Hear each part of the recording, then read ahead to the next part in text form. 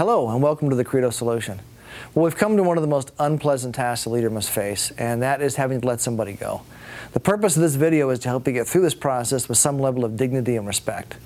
Now, before we get into that, I need to encourage you to begin by consulting an employment attorney to make sure that you've crossed every T and dotted every I to protect yourself and your company.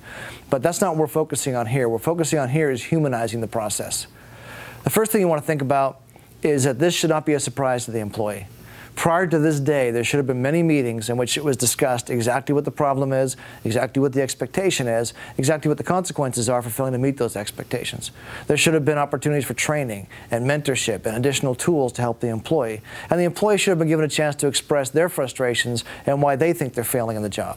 Having been through all of that and documenting all that to protect yourself, by the time we get to this point, it should be kind of obvious to everyone that this is where we're coming to, and it shouldn't be a surprise. If it is a surprise, it's a failure on the part of leadership every time.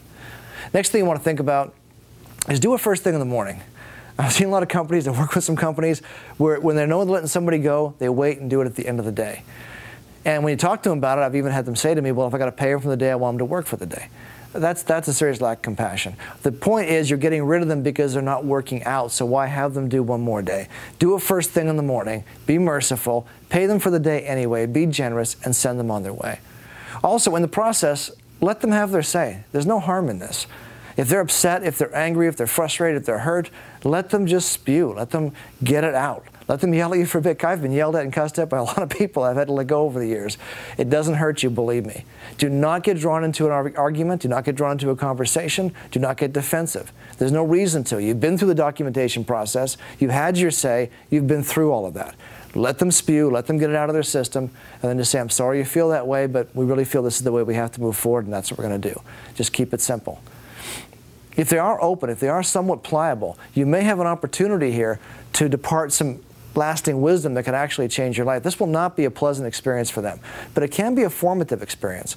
I've had employees I had to let go come back to me a year later and say, you know, it wasn't fun, but I learned something in the process, and it actually helped me be a better employee at the next place. So if they're open to it and they're not angry and they're not spewing stuff at you, you may be able to slip in some departing wisdom that can actually help them grow and do better in the future. They say there's no good way to do this. There's just a bad way and a worse way, and that's probably true. But hopefully some of the things I've shared with you today will at least help you get through this with some sort of dignity, respect, and in a way that can at least get them on their way with some confidence that they can do better in the next place.